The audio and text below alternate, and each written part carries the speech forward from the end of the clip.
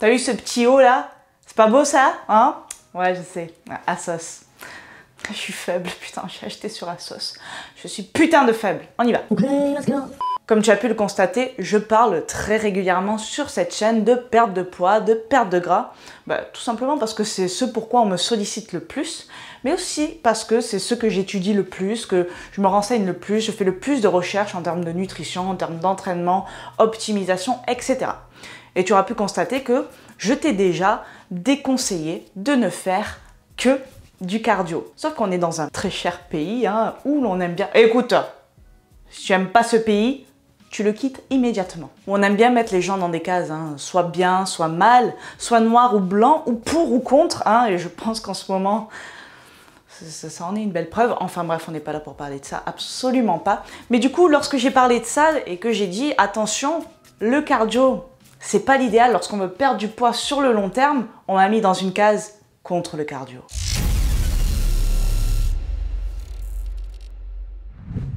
Et donc, aujourd'hui, ce qu'il se passe, c'est que lorsque je vais faire du cardio, accessoirement, comme je prépare un marathon, c'est quand même ce qu'il y a de mieux pour pas trop décéder, eh bien, on me dit, mais Claudia, t'as tourné ta veste, putain.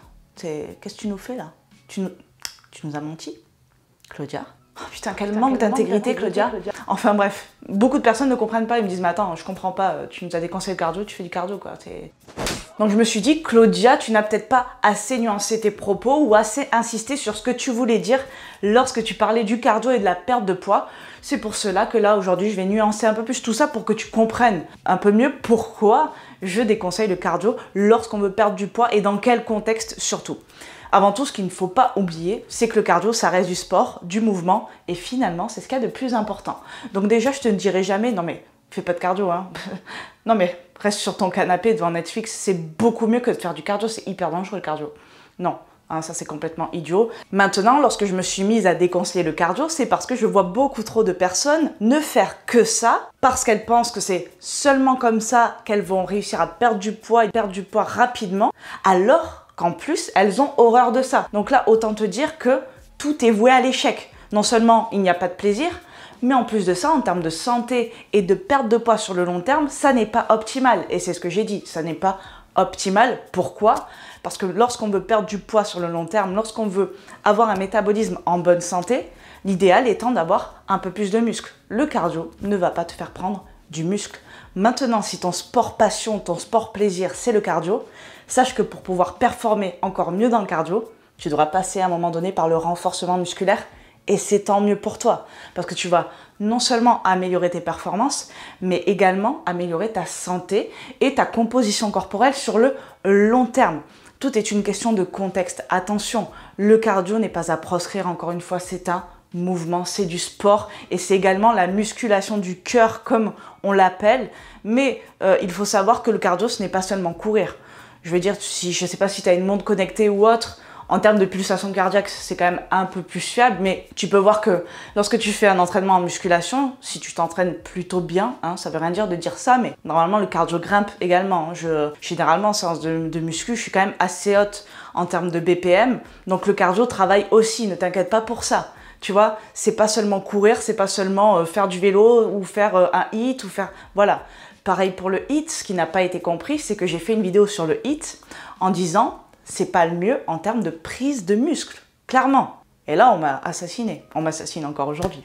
Mais c'est pas grave, je ferai une autre vidéo pour nuancer mes propos sur le HIIT.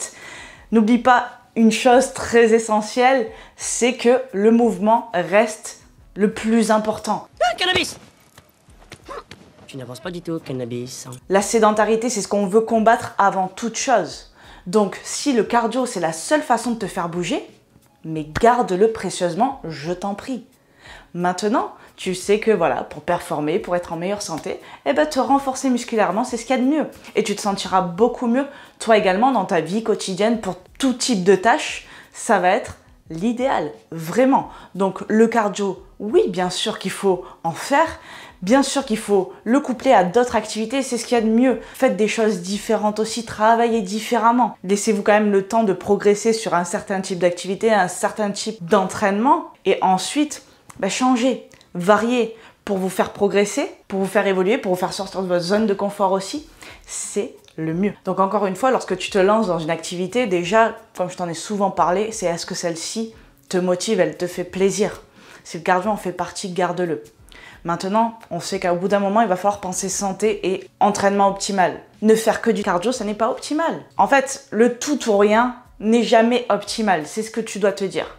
La pensée unique n'est jamais optimale. Et il faut savoir que tout est variable en santé, en nutrition, en sport. C'est pas soit noir, soit blanc. On peut pas se permettre de penser comme ça parce que non seulement la science avance encore énormément et c'est une science qui est hyper récente et on ne peut pas se permettre d'affirmer de grandes vérités qui peuvent endommager la santé de la population alors que demain on peut se prendre une énorme claque. Voilà, la santé est un exemple, le Covid en est une autre et plein d'autres choses. Bien évidemment, cela ne nous regarde pas. Enfin, si. Un petit peu quand même. Donc voilà, j'espère qu'avec cette vidéo, tu as un peu mieux compris. Dis-moi dans les commentaires si toi tu fais du cardio, si ça te passionne, si tu le couples à ton entraînement. Voilà, j'avais dit aussi que lorsque tu voulais mettre une séance de cardio, ben, l'idéal c'était de l'éloigner de ta séance de renforcement musculaire, de musculation, afin de ne pas avoir cet effet d'interférence. Mais après, libre à chacun. Il y a beaucoup de personnes qui aiment faire du cardio après la séance de muscu.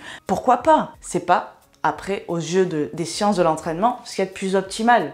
Mais en fait, on est à chipoter pour un poil de cucu, si tu veux. Donc voilà, laisse les choses dans leur contexte. Pense à toi, à ce que tu kiffes et à ce dont ton corps et ta santé ont besoin. Et c'est ce qu'il y a de plus important. Faisons comme ça. Je te dis à bientôt dans une nouvelle vidéo. Et en attendant, je t'envoie plein de good vibes. Ciao!